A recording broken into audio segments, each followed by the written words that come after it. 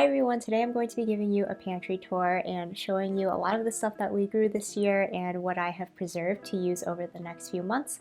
Right now it's October and I think this is a perfect time to be giving you a tour of our pantry because the garden is pretty much shut down at this point. There definitely is still a lot of cold weather stuff growing, but I'm not going to be doing a lot of preserving from here on out. It's mostly just going to be fresh eating, things like fall greens and root vegetables. So a lot of the stuff that we grew this year that has been preserved is in our pantry and we're starting to eat from it as well. So I kind of want to give this tour before we start eating too much of it so I can show you most of what we put out. So I'm on our main level right now and we actually don't keep most of our preserved food here.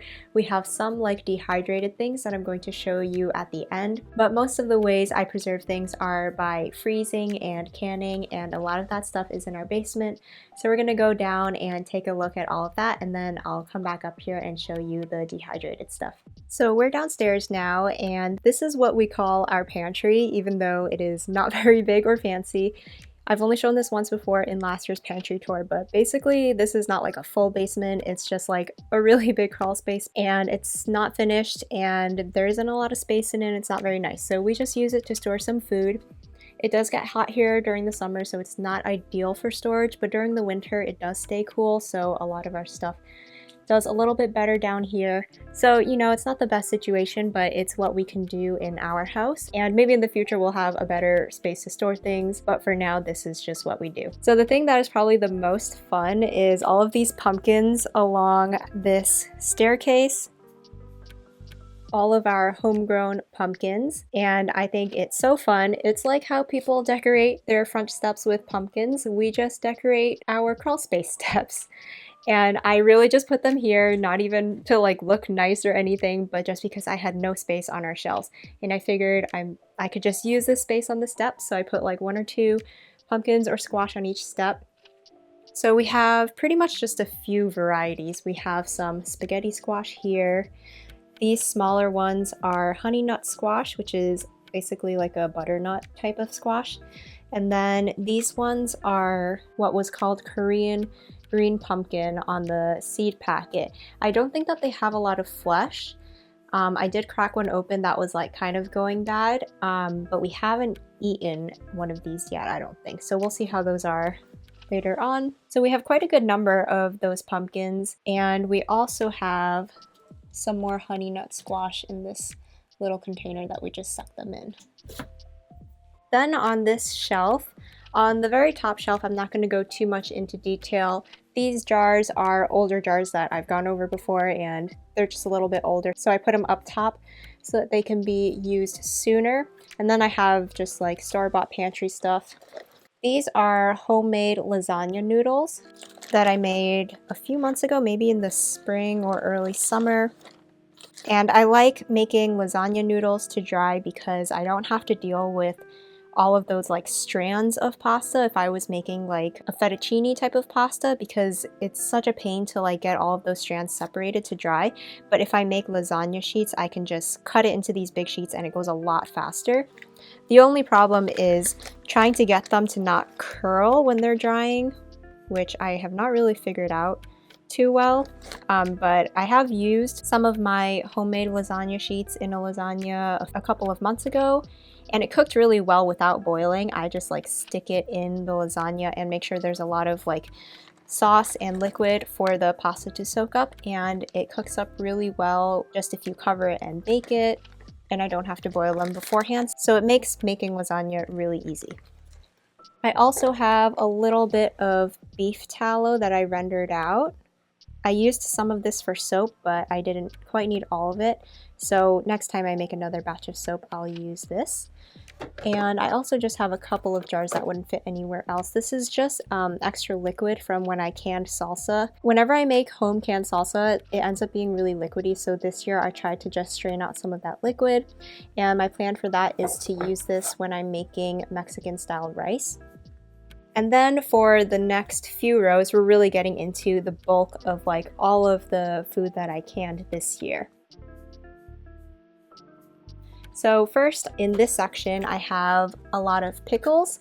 I have some dill pickle spears. Then I have some bread and butter pickles.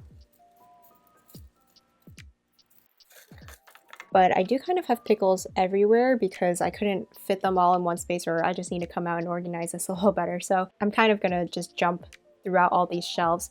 So I have the pickles here. I also have pickled green beans. I don't really like pickled green beans, but Aaron seems to like them, so I just made a couple of jars of those. And I usually just do this if I'm making pickles, if I have like a batch of brine and I don't have enough cucumbers, then it's really easy to just stick some green beans in a jar and pour the same brine over. And that's why I did a couple jars of that. It's just really easy to do if I'm already doing another pickled canning project. Then I have pickled zucchini, which is the first time I have tried this year. I think I used a recipe that was like pickled summer squash or something. It's kind of like a bread and butter type of brine, so it's a little bit sweet. It has a little bit of turmeric in it to get that nice yellow color. There's some onions in there, and these are pretty good. I do like them. I think it's a good method to preserve zucchini because we grew a lot of zucchini this year. And then I also tried 2 other new types of pickles this year. One of them is lemon pickles. I haven't tried these yet, but we don't always like really vinegary pickles. So I wanted to try these lemon pickles, which use lemon juice in place of some of the vinegar. There's also an actual lemon slice in each of these jars. So it should have a lot of nice lemon flavor. So I'm excited to try those at some point. I also tried the recipe in the ball book that is called sandwich pickles. And I do like these. I think these also are similar to bread and butter pickles, and I've been using these in paninis and they've been really good. And then I have more pickled zucchini. So I did a lot of this pickled zucchini this year in cubes because I had so much zucchini. And then the other thing that I made with all my zucchini that is new for me is zucchini relish. And I haven't tried this yet, but I think zucchini does really well in place of cucumber. It's kind of like a similar texture once you process it. So I think that's going to be good. I'm excited to try that. So we'll have plenty of this, and honestly, I probably preserved more than we need for the next year, but my plan is to have the pickled zucchini and zucchini relish hopefully go into 2 years from now. So then maybe next year I don't have to grow as much zucchini or preserve a lot of it and kind of take a break from that because we grew too much this year. It was a lot. Next I have some jams in here. So this top box that I just took down is some jam from last year. So this is a jar of ground cherry jam that I spiced with some warm spices like cloves and allspice. These are really good for thumbprint cookies. And then I also have a little bit of peach jam from last year, which I don't like as much as the peach jam that I made this year because I used a no pectin recipe and it's thickened just with sugar and with reducing the peaches down. And you just don't get a lot of fresh peach flavor. So let me do a side by side. This is the peach jam I made this year, and this is the peach jam I made last year, and you can see that this one just has a brighter color. It has a much fresher flavor because I used powdered pectin. Oh, you can see it's actually set a lot nicer than this one too. Like this one's set but still a little bit runny. So last year's peach jam I think I'm going to use for cooking. This year's peach jam we're going to use for toast and things because it just tastes better. I really like putting this peach jam in barbecue sauce. I've been having a lot of fun making barbecue sauce with like things that we grow. So I'll do like peach jam and then I'll do brine from pickled jalapenos or from cowboy candy. It's such a good combination because it's like a peach barbecue sauce but then spicy as well. It's really, really good. So yeah, that's probably what I'll do with all of my older peach jam. Then we have some strawberry jam from this year. I only did one batch of that this year because we didn't get as many strawberries as last year. I also have some peach syrup. This is just extra syrup from when I was canning like peach slices or peach wedges. So I just canned that by itself, and this will be good for drinks like iced tea or cocktails, sangria, something like that. And then I have some grape jelly. We made grape jelly for the first time this year, and this grape jelly is from grapes that grew on one of our own grapevines. So that's really cool. I don't know what variety of grapes they are. Yeah, that was really fun making jelly. It was our first time making jelly that actually set as well. Then underneath that box I had more jams, a whole dozen of strawberry jams and peach jams. I did a lot of peach jam this year, so I have plenty of that. Next to that, I have more jam. This is more peach jam from last year. And then looks like I have a few things from last year as well. I have some habanero pineapple hot sauce from last year. We didn't grow habaneros this year because I knew that we still had 3 jars from last year and we can't go through that much. And we also have some green tomato relish from last year, which is good because I don't think we're gonna have very many green tomatoes this year either because our tomatoes faded very quickly. Here are my peaches that I canned just in syrup. I have 6 of those. And then pretty much everything else at the bottom is tomato products. So I did 1 batch of salsa this year. Unfortunately, I didn't do more. I was really planning on making a lot more salsa, and the tomatoes just ended so suddenly and I just didn't have anything left to can salsa with. So hopefully we can make this last, and if we can't, then I may try making salsa with canned diced tomatoes, see how that goes. So yeah, I probably only have like 6-ish jars of just the regular salsa, but I think I have some peach salsa from last year maybe. I don't know if I can find it. Oh, this is something cool that I made. This is an eggplant and tomato caponata, so you can use this kind of like as a bruschetta kind of like topping for toast, or you can also try it with pasta. I tried some of this when I first made it up before it was canned because I had some extra and it was really good. I haven't tried any of it since I canned it, but I think that's going to be nice for winter. And then I just have some tomato sauce with herbs. And then I have a whole box here of diced tomatoes, both in pints and in quarts. Diced tomatoes are probably one of the very few things that I can in quarts because there's only 2 of us and we typically don't need quart size quantities for anything, but for diced tomatoes I can definitely use it because I like to make like a really big batch of soup in the beginning of the week so we can reheat it throughout the week, and a quart of tomatoes is perfect for that. Oh, actually I have 2 more pints of peaches back here and then a few more jars of grape jelly as well. Yeah, everything is so full here and I don't really have a lot of space to like organize things together because I'm just trying to make things fit in the best way possible and maximize space. So it's not the most organized, but at least everything fits on the shelf pretty much. Then other than our canned goods, you can see we have some stuff hanging here. So we have some red onions that we grew, and I have more red onions here. I just braided them up so that they're easy to hang off the sides of the shelf so it doesn't take up actual space on the shelf. And then I also have a bucket of garlic here. This is all garlic to eat, and I already set aside garlic for planting, which we're going to be doing very soon. So I just saved some of my favorite varieties, and I pick out the biggest heads when we're harvesting to save them for planting. So here's a look at some of the chestnut red garlic that I saved. Look at how big that head of garlic is. I think every time we like save our own bulbs and plant them out, they turn out bigger. So hopefully we'll keep being able to save our own seed garlic and plant that, and we're going to be doing that very soon if we haven't already by the time you see this video.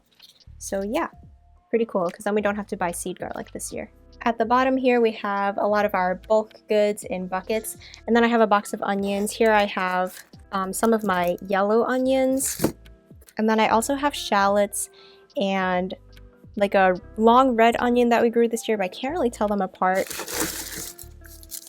I think this is the red onion.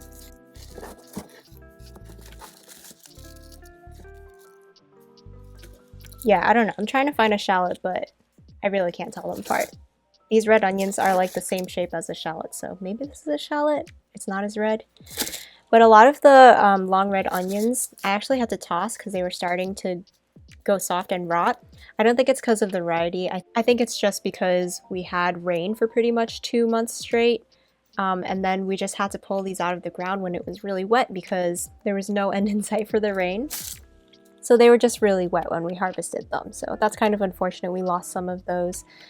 The yellow onions that did do well, I already ate most of them, so this is definitely not going to be enough to get us through the winter.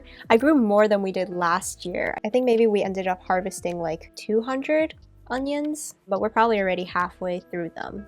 So we'll see how far we can get this year, and then next year I might have to double it yet again. So that's pretty much everything in like dry storage and canned goods. And then a lot of what I preserve, I also freeze. That's probably one of my favorite ways to preserve because it is less tedious than canning. And a lot of times you get like a fresher flavor and sometimes a better texture. It really depends on the vegetable. But anyway, we have a little chest freezer here. I think this is 4.7 cubic feet. So it's not a very big freezer, but it's pretty much what we can fit in this space. And it's good for us. We can just fit like some of what we grow throughout the year, and it's usually pretty full. Here's my little like inventory list that I keep here. So you can take a little look at that before I go in and just show you really quickly. Here's some of the vegetables that we preserved this year. Green beans, probably one of my favorite things to freeze. A lot of zucchini.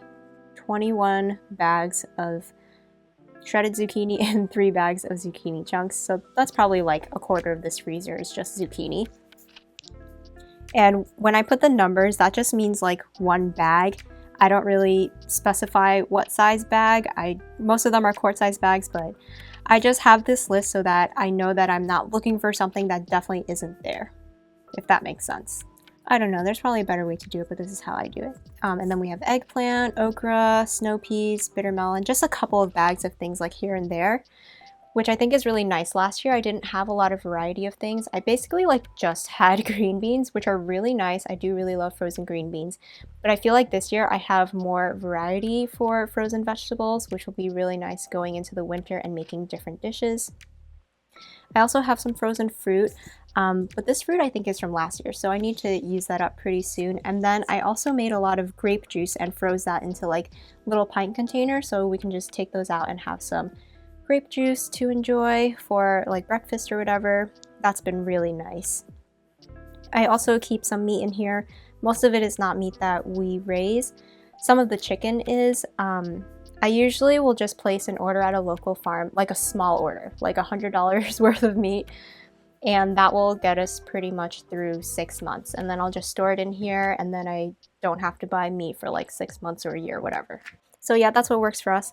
And then a lot of this freezer I also use for broth because I make a lot of bone broth and vegetable broth, and then I will freeze those in pint or quart containers because I don't can broth at this point. Maybe at some point I will, but for right now freezing works for us.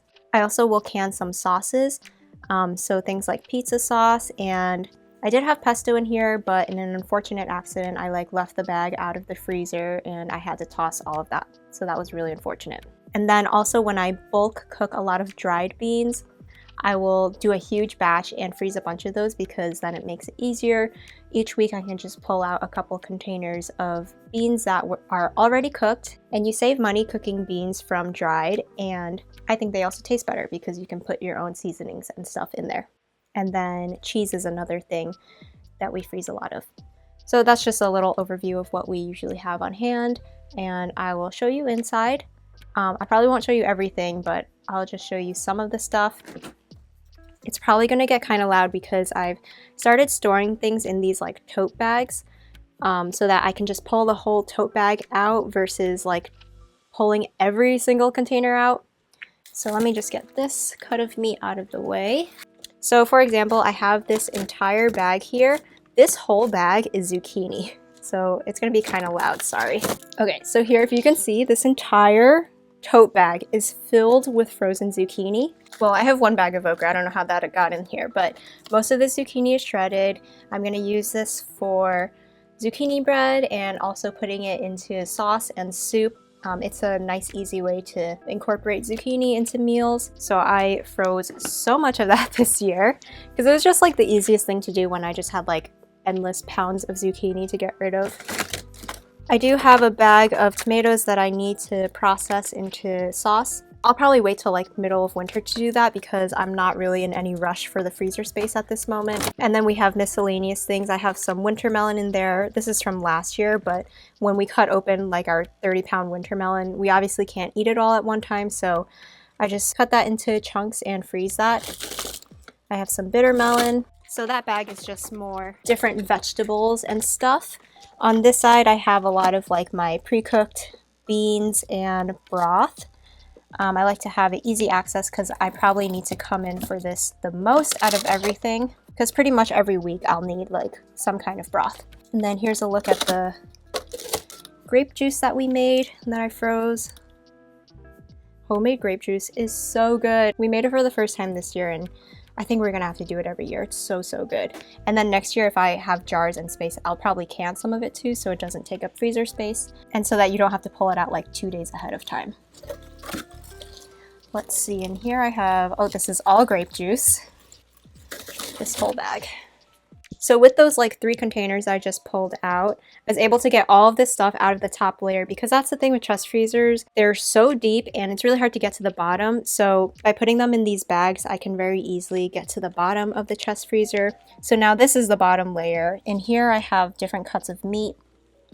In here I have more vegetables. So it looks like this whole bag is green beans pretty much.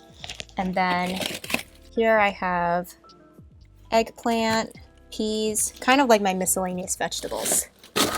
And then at the very bottom I have some frozen fruit.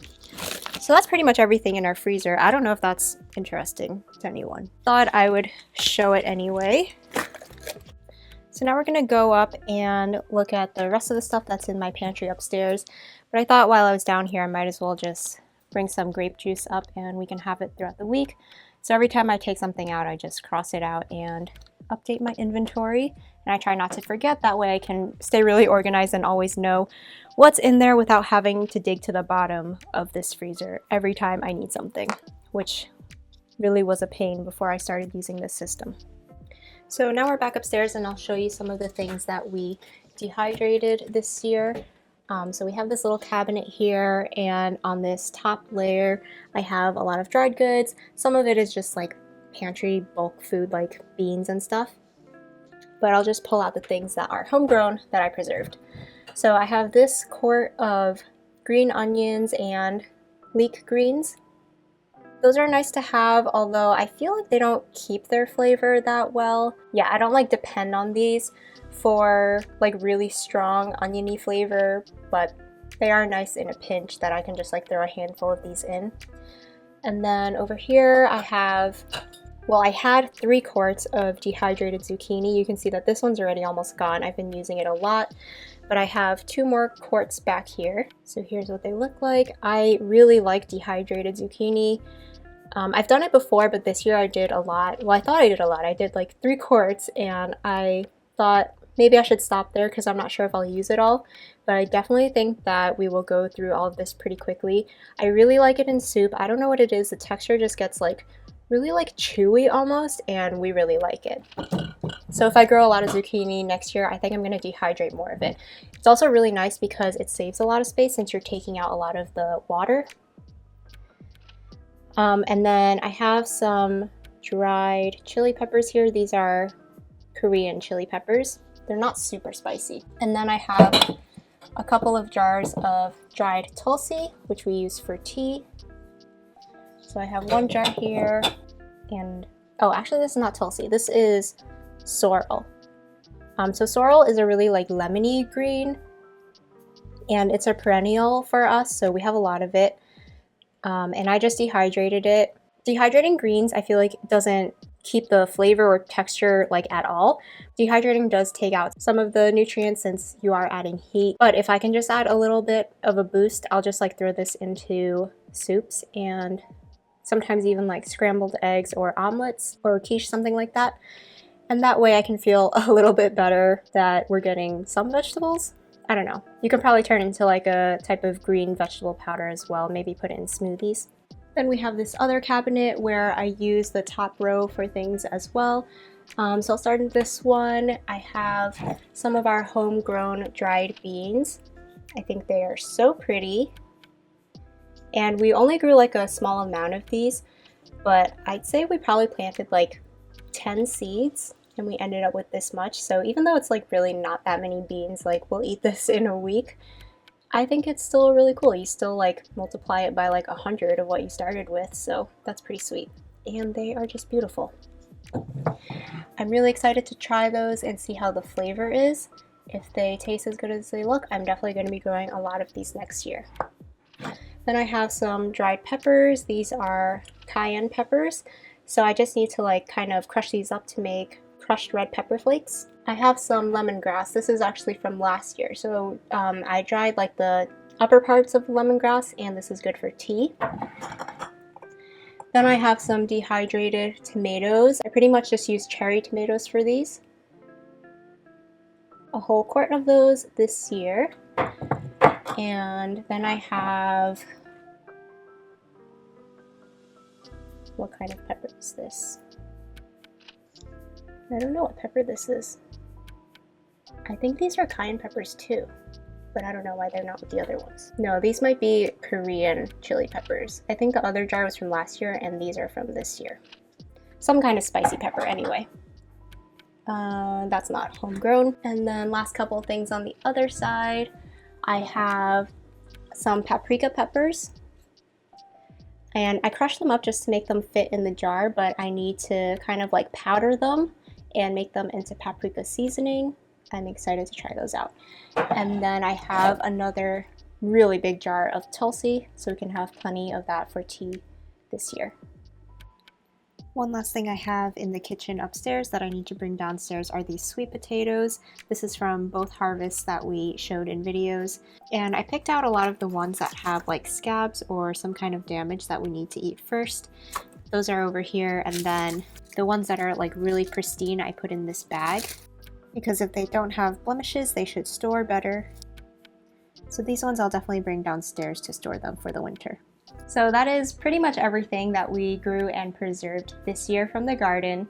There's probably a few things in like our freezer up here that I forgot, but for the most part, that is like everything. Yeah, I'm pretty proud of all of the work that we did this year to grow the food and to also preserve it. And since the garden is pretty much done for the year, and we're not going to be showing too much of the garden, in the next few months I'll be doing a lot of cooking videos, so throughout the winter you can see what kind of things we eat from things that are still homegrown, just in a different form, and you can see how we use some of this stuff. And a lot of this stuff is new for me as well, so I'll be trying out some new things, and that'll be really fun. So I hope you guys are looking forward to that. Thank you for watching this video. I hope you enjoyed it, and I'll see you again in the next one.